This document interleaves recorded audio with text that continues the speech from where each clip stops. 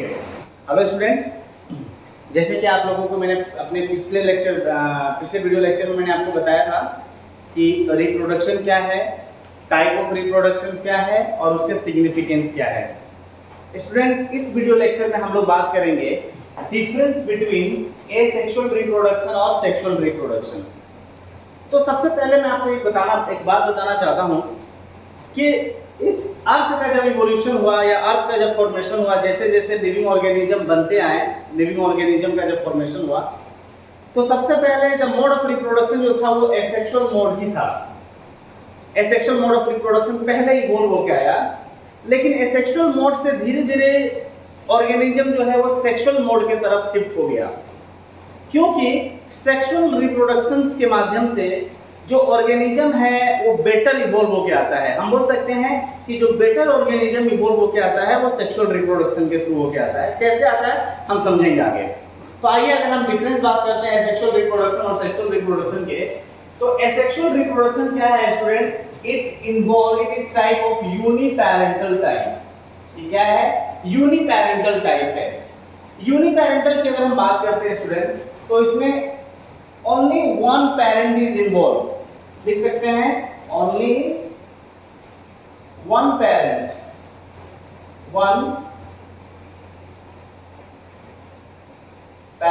Is involve.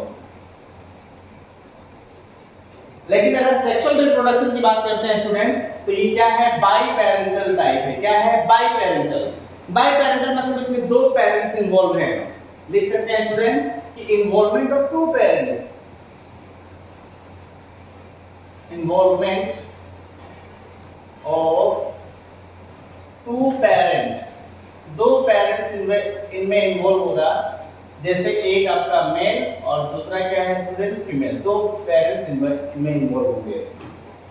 Asexual reproduction का student दूसरा point अगर डिफरेंस की बात करते हैं, तो इसमें एसेक्सुअल रिप्रोडक्शन में लेस टाइम और लेस एनर्जी की रिक्वायरमेंट होती है, और सेक्सुअल रिप्रोडक्शन में क्या होता है? It require more time and more energy. इसमें एनर्जी की रिक्वायरमेंट भी ज्यादा होती है और टाइम की रिक्वायरमेंट भी ज्यादा होती है।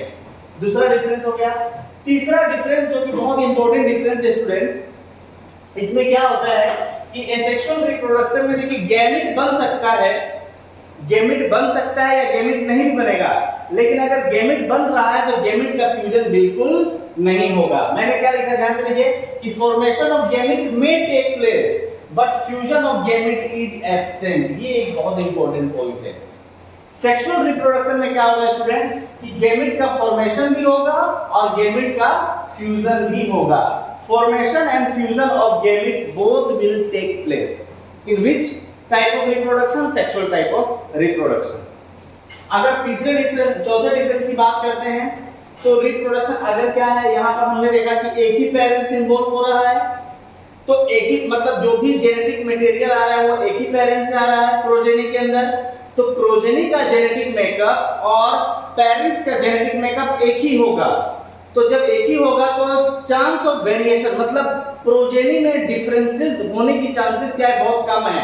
इसलिए मैंने लिखा है लेस वेरिएशन या फिर नो वेरिएशन हो सकता है, कोई वेरिएशन नहीं, एग्जैक्ट हो सकता है, पेरेंट्स से एग्जैक्ट हो सकता है ऑफस्प्रिंग। लेकिन यहाँ पर बच्चा दो जगह से गैमेट आ रहा है, यहाँ पर मेल से भी गैमेट आ रहा है, फीमेल से भी गैमेट आ रहा है, तो यहाँ पर वेरिएशन होने के चांसेस क्या है? ज्यादा है। यहाँ पर वेरिएशन ज्यादा हो सकता है, इसीलिए लिखा है मोर वेरिएशन हो सकता है। ठीक है ना, मोर वेरिएशन टेक प्लेस। अब देखो स्टूडेंट, जब वेरिएशन नहीं होगा तो इवोल्यूशन भी नहीं होगा, या इवोल्यूशन होने की चांसेस भी बहुत कम होंगी। ठीक है ना, क्योंकि वेरिएशन से ही एक नए स्पीशीज बनने के चांसेस ज्यादा रहता है। लेकिन हमने देखा कि एसेक्सुअल रिप्रोडक्शन में वेरिएशन नहीं हो रहा है, कम हो रहा है, तो do not leads to evolution या फिर लेस चांस ऑफ इवोल्यूशन। ठीक है ना, इवोल्यूशन होने की चांसेस क्या है? इसमें कम हो सकती है। लेकिन यहाँ पर देखो स्टूडेंट, वेरिएशन भी ज्यादा है तो चांस ऑफ इवोल्यूशन भी ज्यादा है, it's Leeds to evolution.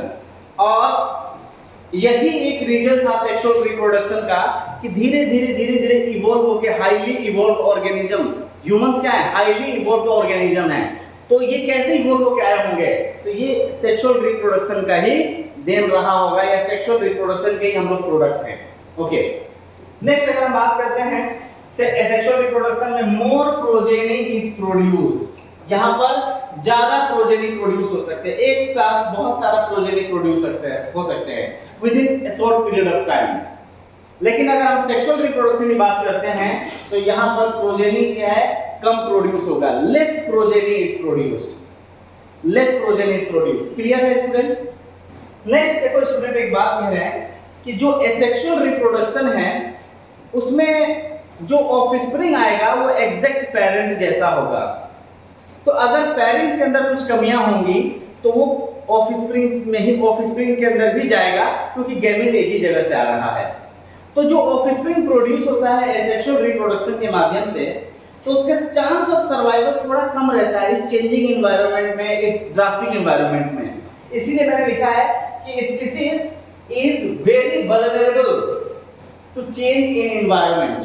Environment जैसे जैसे चेंज होगा वो स्पीशीज का सर्वाइवल का चांस क्या होता है, लेस हो जाता है, कम होता है। यहाँ पर स्पीशीज की चांस ऑफ सर्वाइवल क्या है, ज्यादा है, क्योंकि ये क्या है, सेक्सुअल रिप्रोडक्शन का प्रोडक्ट है स्टूडेंट, ठीक है ना। तो सेक्सुअल रिप्रोडक्शन के प्रोडक्ट होने की वजह से ये बेटर ऑर्गेनिज्म इवॉल्व होके आ रहा है यहाँ पर, ठीक है। तो बेटर ऑर्गेनिज्म है मतलब ये चांस ऑफ सर्वाइवल इसका ज्यादा है। अगर हम बात करते हैं स्टूडेंट एग्जांपल के रूप में कि एग्जांपल क्या है एसेक्सुअल रिप्रोडक्शन का, तो आप देखेंगे स्टूडेंट अमीबा है, अमीबा है, ईस्ट है, ईस्ट है, ऐसे हाइड्रा को हम लोग देखेंगे। हाइड्रा क्या है, ये एसेक्सुअल रिप्रोडक्शन, इनमें एसेक्सुअल मोड ऑफ रिप्रोडक्शन होता है। सेक्सुअल रिप्रोडक्शन में अगर आप देखोगे एग्जांपल के तौर पे, वैसे तो बहुत सारा है, higher animals in plant, higher animals, जैसे हम लिख सकते हैं स्टूडेंट ह्यूमंस, ह्यूमंस, ठीक है ना, लायंस, ठीक है ना, इनसे सेक्सुअल रिप्रोडक्शन होता है। दूसरा अगर higher plants, angiospermic plant, angiospermic plant, तो जो एंजियोस्पर्मिक प्लांट है उनमें भी क्या होगा, सेक्सुअल रिप्रोडक्शन होगा स्टूडेंट। क्लियर है, समझ आया? तो ये कुछ क्या है, डिफरेंसेस हैं एसेक्सुअल रिप्रोडक्शन और सेक्सुअल रिप्रोडक्शन के, ठीक है। अब देखेंगे स्टूडेंट हम लोग टाइप ऑफ एसेक्सुअल रिप्रोडक्शन। तो एसेक्सुअल रिप्रोडक्शन की अगर हम टाइप की बात करते हैं, टाइप ऑफ एसेक्सुअल रिप्रोडक्शन,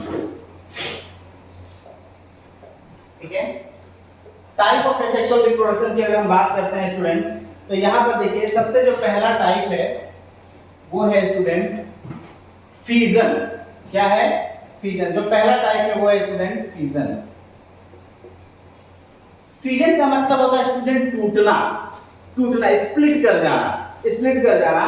तो अगर स्टूडेंट फीजन अगर दो भागों में हो रहा है तो उसको बोलते हैं बाइनरी फीजन, बाइनरी फीजन, ठीक है ना, बाइनरी फीजन। और अगर कई भागों में मल्टीपल, मतलब मल्टीपल पार्ट्स में अगर स्प्लिट हो रहा है तो उसको बोलते हैं हम लोग मल्टीपल फीजन, मल्टीपल फीजन। हम लोग एक एक चीज को डिटेल देखेंगे स्टूडेंट। नेक्स्ट अगर हम बात करते हैं तो नेक्स्ट जो टाइप है वो है स्टूडेंट बडिंग। क्या है, बडिंग। बडिंग का मतलब क्या होता है स्टूडेंट, बडिंग का मतलब होता है कि एक पेरेंट्स बॉडी से बड निकलेगा, स्मॉल आउटग्रोथ, बाद में वो पेरेंट से डिटेच होगा, एक नया ऑर्गेनिज्म बना लेगा, ठीक है ना। तो बडिंग का मतलब बड फॉर्मेशन, हम लिख सकते हैं बड फॉर्मेशन, देखेंगे हम लोग, ठीक है, बड फॉर्मेशन। तीसरा जो टाइप है स्टूडेंट वो है student spore formation, spore formation. Spore क्या है स्टूडेंट, ये एक माइक्रोस्कोपिक रिप्रोडक्टिव स्ट्रक्चर बनेगा किसी भी पेरेंट्स बॉडी के अंदर, और वो माइक्रोस्कोपिक रिप्रोडक्टिव स्ट्रक्चर किसी फूड पार्टिकल्स पे गिरेगा और वहां से क्या हो जाएगा, वो स्पोर जो है वो जर्मिनेट कर जाएगा। तो उस तरह से मोड ऑफ रिप्रोडक्शन को हम लोग बोलते हैं स्पोर फॉर्मेशन। ठीक है ना। नेक्स्ट हम लोगों को पढ़ना है स्टूडेंट, ये सब कुछ मैं डिटेल में आपको बताऊंगा, यहाँ पर बस टाइप्स के नाम देखते हैं। तीसरा है स्टूडेंट फ्रेगमेंटेशन।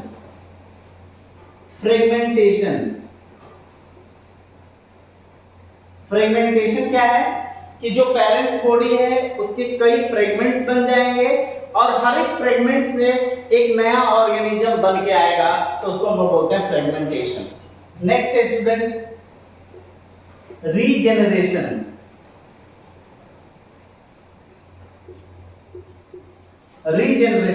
रीजेनरेशन भी एक तरह से देखा जाएगा तो फ्रेगमेंटेशन जैसा ही होता है, जिसमें क्या होता है कि जो बॉडी जो ऑर्गेनिजम्स के पार्ट्स हैं वो अपने बॉडी को रीजनरेट कर लेते हैं। उनके पास कुछ स्पेशलाइज्ड सेल्स होते हैं, अगर उस पार्ट में कुछ स्पेशलाइज्ड सेल प्रेजेंट हैं तो उस स्पेशलाइज्ड सेल के माध्यम से वो अपने बॉडी को रीजनरेट करने की एबिलिटी रखता है। और अगर उस मेथड से अगर कोई रिप्रोड्यूस कर रहा है या नया ऑर्गेनिज्म बना रहा है तो उस मेथड को हम लोग बोलते हैं रीजनरेशन। क्या बोलेंगे उसको? रीजनरेशन। नेक्स्ट स्टूडेंट अगर हम बात करते हैं, सिक्स्थ है हमारा वेजिटेटिव प्रोपागेशन। क्या है? Vegetative propagation. वेजिटेटिव प्रोपागेशन का मतलब होता है कि प्लांट के बॉडी में जो वेजिटेटिव पार्ट्स हैं, आप जानते भी हैं कि फ्लावर को छोड़ के जनरली जितने भी पार्ट्स हैं वो वेजिटेटिव पार्ट्स होते हैं, जैसे रूट हो गया, स्टेम हो गया, लीफ हो गया, ब्रांचेस हो गए, तो ये सब क्या है? वेजिटेटिव पार्ट्स हैं।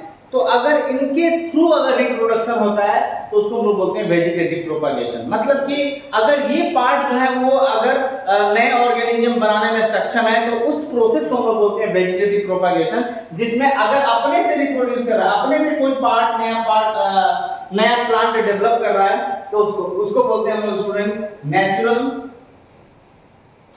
Natural vegetative propagation. या अगर ह्यूमन एफर्ट लग रहा है या ह्यूमन के माध्यम से अगर हम किसी पार्ट को नए प्लांट में डेवलप कराने में हेल्प कर रहे हैं या किसी पार्ट को कट करके या किसी और मेथड से अगर हम रिप्रोड्यूस कर रहे हैं ह्यूमन एफर्ट के माध्यम से, तो उसको बोलते हैं artificial vegetative propagation. Artificial vegetative propagation. ठीक है ना। आर्टिफिशियल वेजिटेटिव प्रोपागेशन बहुत इंपॉर्टेंट है बोर्ड एग्जाम के पॉइंट ऑफ व्यू से, जिसमें हम लोगों को 3 टाइप्स पढ़ने हैं। पहला है कटिंग, दूसरा है लेयरिंग, तीसरा है स्टूडेंट ग्राफ्टिंग। तो ये सब स्टूडेंट क्या है? ये सब वेजिटेटिव प्रोपागेशन है। और चौथा एक बहुत इंपॉर्टेंट है, सॉरी 7th, ये 6th हो गया ना। 7वें नंबर पे जो हमें पढ़ना है एसेक्सुअल रिप्रोडक्शन में, वो है स्टूडेंट उसमें कुछ टेक्निकल्स, लैब टेक्निकल्स हम यूज करके हम लोग कहते हैं उसको टिश्यू कल्चर। टिश्यू कल्चर ये बहुत इंपॉर्टेंट है, सीबीएसई के 10th के हिसाब से बोर्ड एग्जाम में क्वेश्चन पूछा जाता है टिश्यू कल्चर क्या है। हम सेल को क्या करेंगे, किसी प्लांट को हम जब हम सेल या टिश्यू कल्चर करके एक नया प्लांट बनाते हैं तो उस प्रोसेस को हम लोग बोलते हैं टिश्यू कल्चर।